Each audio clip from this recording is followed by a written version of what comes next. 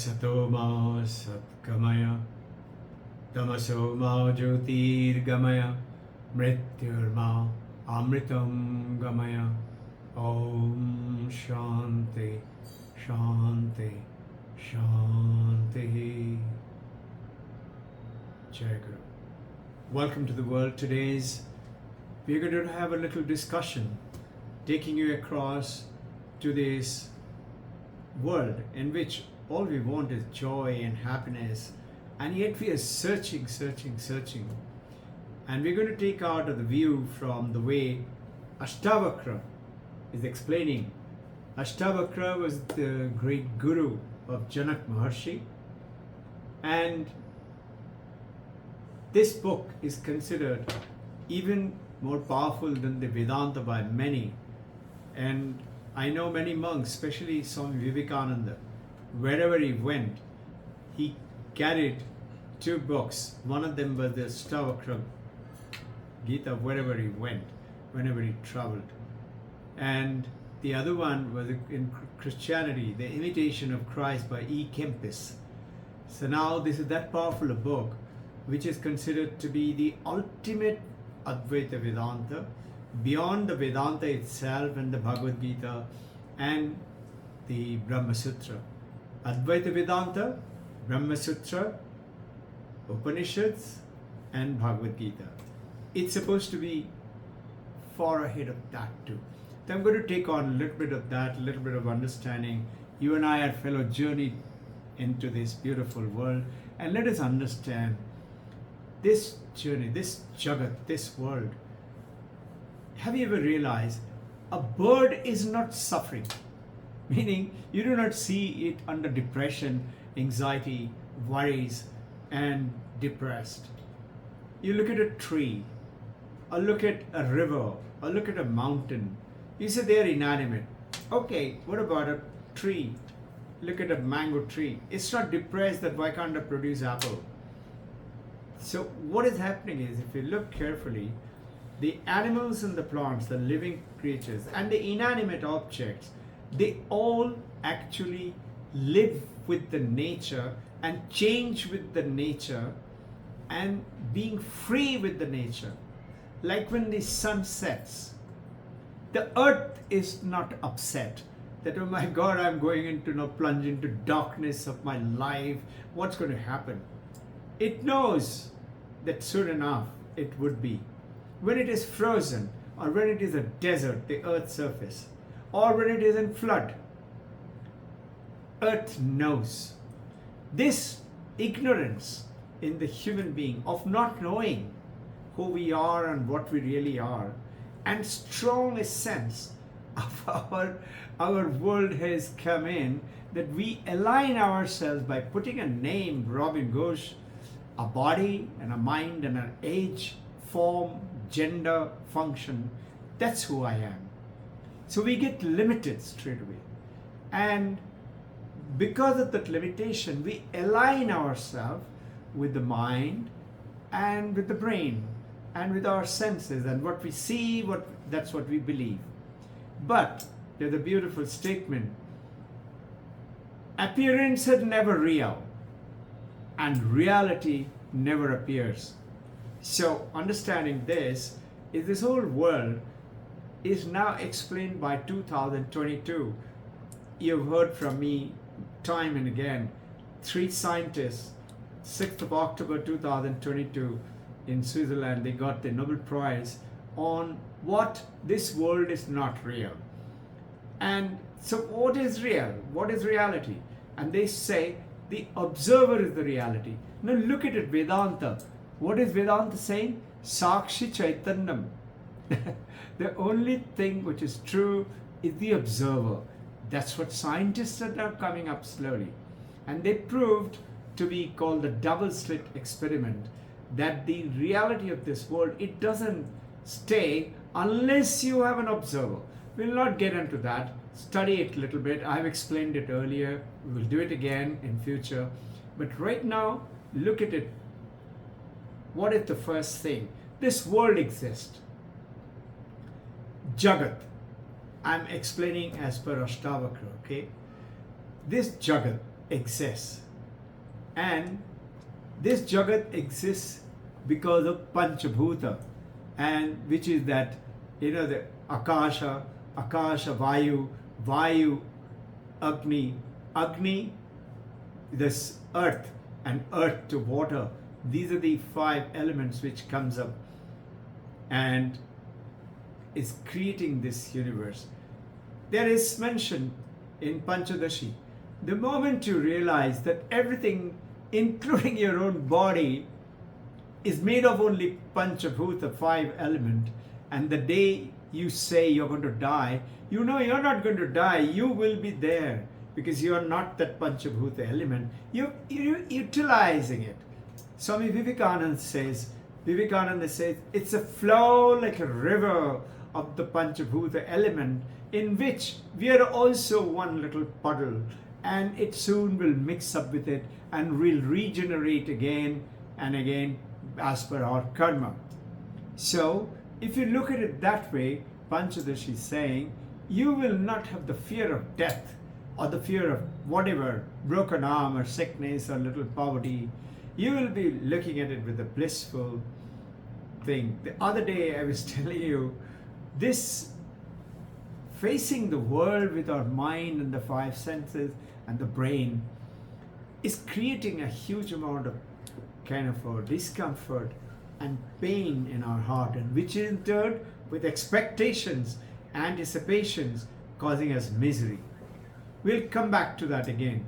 Now, Panchabhuta, Jagat comes from Panchabhuta. So Panchabhuta are the material, matter to elements, elements to particles, particles to electron, proton, neutron, and then subsequently subatomic particle, and subsequently matter is vanishing and becoming what?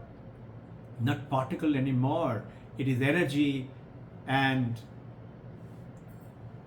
that's what is the data is coming up. What is this world? So a gold particle to the diamond particle to the iron particle will have energy and will have information, data. Different data, different. Girl's body, man's body. Energy will be there, and energy cannot be destroyed, it cannot be created. It only changes one form to the other. What is changing is the data, the information. And looking at it this way now, don't let it get complicated. Just understand the main thing. So from Panchabhuta comes Chid Vilasa. What is Chid Vilasa? You see a beautiful lake, lovely, serene, mountainous terrain, and you're so blissful and happy. I want you to learn from this scenery 2 things. Number 1, the first one related to this topic, the other one is pure philosophy. The first one is, you see the trees in the reflection of the water. Calm, beautiful, early morning, nice, beautiful sun rising, dawn, the sky is red. You see the tree on the reflection of the lake water. If you touch that, you don't touch the leaf, you touch the water. If you see the sky, you're not touching the sky, you're touching water. This is called Chit Vilasa. 2 more simpler example of Chit Vilasa. You take a rose and take a crystal pyramid or a ball, and put the rose behind the crystal, and you look at the crystal had no color, but when you're looking at the crystal now from this side and the rose is on the other side, you see the crystal is red. You remove the rose and put a yellow flower, you will have now crystal is yellow. This is Chit Vilasa. This appearing, let's say another example, you have a glass of orange juice and you put a glass of plain water in front of that orange juice and you are this side, and if you align it, Now when you look at it in breakfast table, look at your glass of plain water, exact alignment, it will appear to be 2 orange juices. Why? Because the one on the other side appears to be in the front. The world appears. Another example, in a dream, as you come out of the dream, let's say you were having a cup of coffee with somebody. That cup of coffee having with somebody had happened instantly. It appeared to be so and very real in your dream.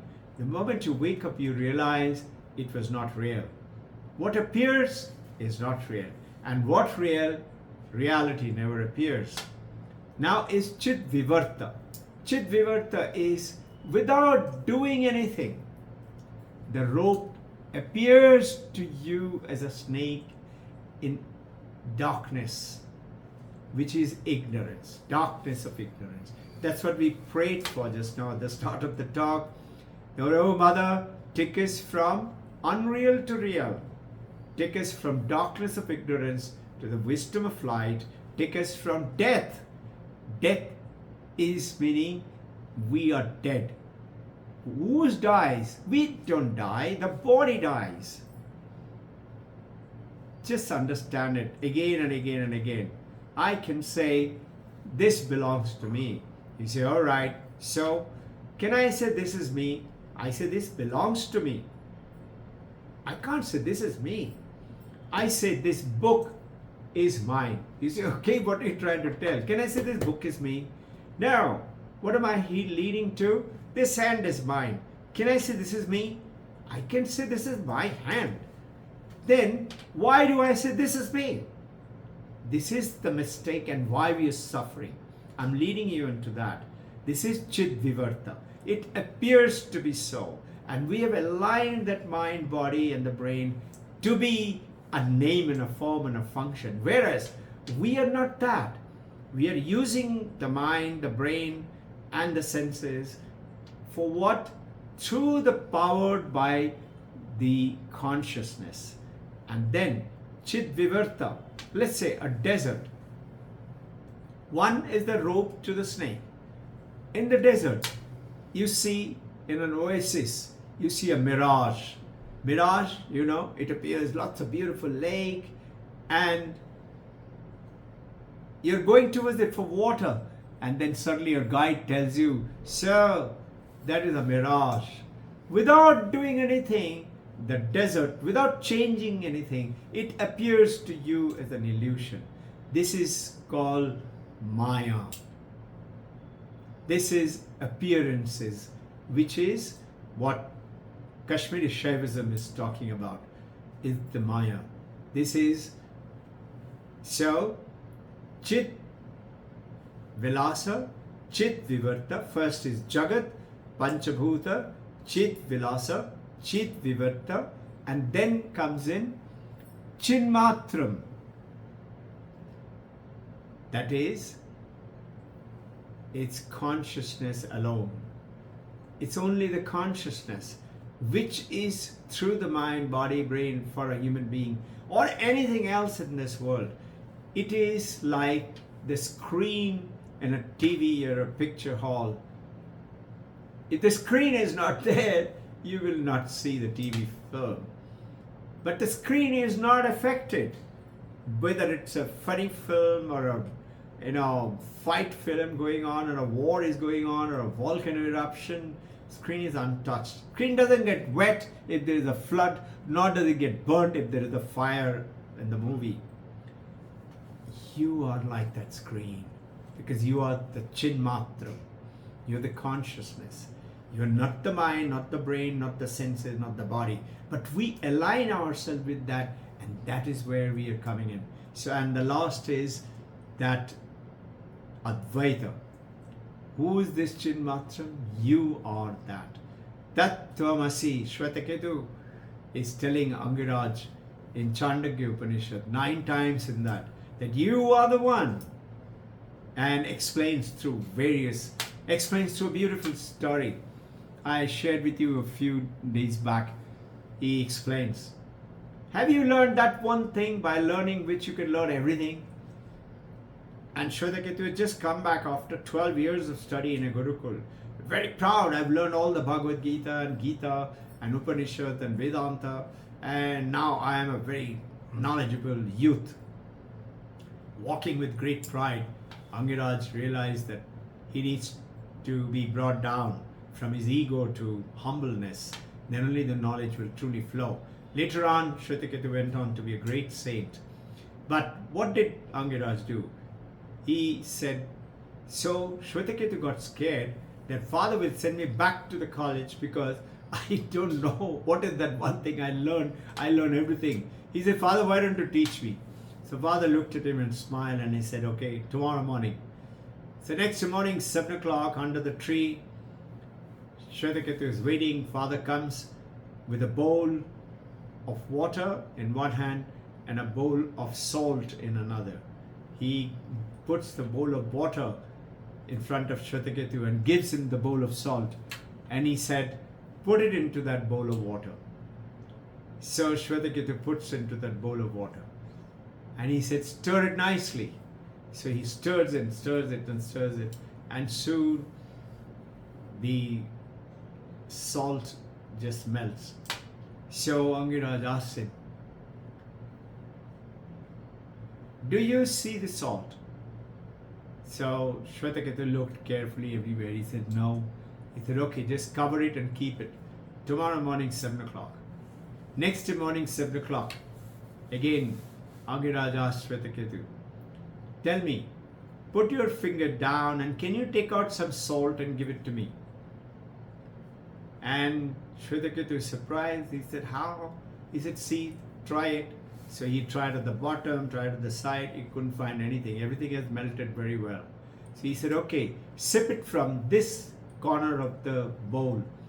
So he took a sip and he said, I taste salty water. So take it from this corner and then this corner, from this corner. Take little water right from the bottom of the bowl and sip it. He said, everywhere I find salty water. He said, this is what is Brahman. Brahman is everywhere in everything in which is called consciousness, Chaitana. And yet you cannot see it, you cannot perceive it. Yes, in this case you tasted the salt. To give you an example. And Shwetaketu, you are that consciousness. Tat Tvam Asi. And this is how Shwetaketu progressively learned. So now here, that is Advaita Vedanta coming out with the Brahman. So when you get this understanding of, you will realize that when you face suffering in your life, you will see it does not come from life. Life is beautiful. That's why the trees and the birds and the mountains and the oceans and the rivers are all happy and joyful. Not only that, the second lesson I told you will learn when you go to a beautiful scenic place or a still place, silent, maybe a rocky cave, cool, you will find absolute stillness or joy and beautiful, a brook singing through a little water rivulet in front of you with the flowers on both sides, fruit trees, butterfly flying. You feel so happy and joyful, birds chirping. It makes you feel happy and joyful. Why? Because it allows the nature and the instinct to run the way it should run. But you and I are not doing that. We try to change the nature, and we expect from this existence, from this nature, to behave the way we want it. We is who? The mind of ours, the we want it. So the suffering is not coming from life, the nature. It is coming from our thoughts about the life. Are you with me? Our thoughts about life. So it is not that we are tired from life. We are tired from our own commentary about life, that what we want in this life. We need to understand we are the Chin Matram, we are the consciousness, we are the awareness. We are not searching for happiness. We are the happiness. And sometimes when you are the happiness, you notice how well you function. But you're carrying like a heavy weight of a rucksack, a heavy backpack of misery. And if I ask you to discard it, you can't discard it. Why you can't discard it? You say, but sir, this is me. You've aligned yourself with that. Just like you've aligned yourself, I'm a man, I'm a woman, I am so-and-so of age. This is the mistake, is the ignorance. And this understanding and knowledge, the joy, peace and love arises from within. And it is not from the people outside or the possessions outside. It is all from within us. And it is already there. So notice a baby, a born, never unhappy. The baby cries the moment it is born. It is for what? It was in a very comfort zone of mother's womb. So it doesn't like the world, metaphorically speaking. So it cries. Kabir is saying, my life should be such that when I was born, I cried to face this world and everybody laughed. Everybody smiles. No, when a baby cries, they say, thank God, baby's alive, well doing, doctor smiles, you're okay. And my life should be such that I should not continue to cry, but I should be with joy and give joy and happiness to everybody in such a way that when I leave this body, everybody should cry. I will smile and go away. He says life should be like that. And this can only happen, begins when you stop looking outside, but you turn inwards. Just being still every day for 15 minutes.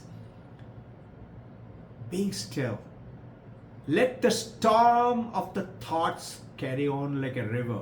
Don't try to stop it. Don't try to focus it onto one method of meditation. There are many methods. Trirataka is focusing onto something. I'm giving you one very simple, beautiful mindfulness. Let it flow. Don't try to put a dam to generate electricity and power for future reserve. Just let it flow. And let the storm or the flood of the thoughts carry on. You will soon see. Just focus on a little breath. Mind likes to do something. Follow the breath and watch. Soon enough, you'll find very calm. Don't try to fix the world to bring your happiness. You fix your own thought, your own mind, your own alignment of understanding and the thought flows. Break out from that identity. Many people don't understand that they're not miserable because of what happened to their life, whether poverty or a bad relationship or an accident. They're miserable because they have made their misery as their own identity. I am like that. We are not like that. We think we are like that. And we wear that pain and the suffering like a badge. Have you seen sometimes when you go to our grandmas and all, Nani, Aji, Abu, how are you? And they say, Dukta hai, and knees paining, and can't see very well, look at my hands, is shaking. And they want you to sympathize with them. Very few of the grandmas are always smiling. And they say, very nice, look at me, come on, let's go out, eat some mangoes. Something like that. So practice the Chin Matra. I am the consciousness. I am the awareness. It is not something very special, exotic awareness. It is absolutely essential, because if that consciousness is not there, I am dead. And if I am not aware of it, I am living like an animal. What's the difference? You get the point? Or a plant. I am living, I'm using that consciousness, but I'm not aware, I'm ignorant. So it is not being perfect, it is about being present, being aware of the perfection within us. Now, when you watch your emotions, negativity, positivity arise, without reacting, without judgment, without any expectations, what happens? You gain the power to choose your response. Which response? Mind response. And when you have the power to choose, which one would you like to choose? If you're given a choice to be happy or miserable, you don't want to be miserable. You will be happy, and that's why you sit still. So that you progressively, over time, Paramahansa Ramakrishna used to say, somebody came and said, Thakur, I'm always suffering, thoughts are troubling me so much. So Thakur just smiled and surprised and said, you're not doing Abhyasa Yoga? Abhyasa Yoga is every day, fixed time, fixed moment, do your practices. And in that space, the stimuluses which come from outside, our response from inside, there is a space, there is a gap. And that's called freedom. And that's called peace. And that is mastery, which is awareness. The real power is that inner stability of knowing I'm not that. I'm aware of it. Yes, this is part of my life. Like a storm comes in, so the bamboo blows down. Tsunami goes over, bamboo bush goes down. But bamboo is not uprooted. Big trees get uprooted. The bamboo just bows down. When you trample an elephant or you and me over the grass bends down. Grass doesn't poke like a thorn. The moment you go away, grass again gets up. This is the real power of inner stability. Nothing can put you down. Storms of life, people, weather, misery, destiny, horoscope, nothing can put you down. Now, when you stop reacting and start responding, not reacting but responding, you hold the rein of your life and the choices. You choose to be happy, joyful, because that's what you would love to. And then life is no more to be controlled. It is to be lived. Live every moment like the trees and the birds and the animals. They're living with the nature and with the instinct. But you, with the nature and instinct, you are also using it. And awareness. When you eat that food, nature is controlling it the moment it goes beyond the throat. Right? You eat more just because of this tongue and the taste buds. And that's how you don't know what you're eating, you put on weight. Same way, we don't know where you're putting your eyes and minds and ears. Don't mind my example. Have you noticed the dogs and the cats and the cows eat from the garbage dump? Our mind is always going towards the garbage dump. And there are lovely books and podcasts and everything. YouTube is available. We are not paying there. We want to go for flashy, jazzy, junk item. And that's why we're getting garbage in our mind. You don't have to control. You have to just live with awareness, called Viveka. This is why Vivekananda was called Viveka. So don't depend on the world for joy. The joy is within. Your happiness hangs on I've written it down, I'll just read it out to you. On the behavior of others. Your happiness hangs on the happiness of the others or the outcome of situations. You are in trouble. Meaning, if you think your happiness is dependent on the neighbor or the partner or the friend or the parent, you are in trouble. The world will disappoint you. People will change. Life will change, surprise you. But none of this can shake your core of your joy if it comes from within, because it is under you. And don't let the mind press the button. Mind loves to press the button. Be so anchored in your being, in your awareness, in your consciousness. Not just being a body, a man or a woman. That nothing outside can disturb you. So, embrace the truth. The truth. Remember, appearances are not real. And real never appears. You have to know about it. It's not playing with the words. You have to know about it. You just know. You know that the rope is the rope. It's not a snake. Where did the snake vanish the moment you threw the light of the knowledge?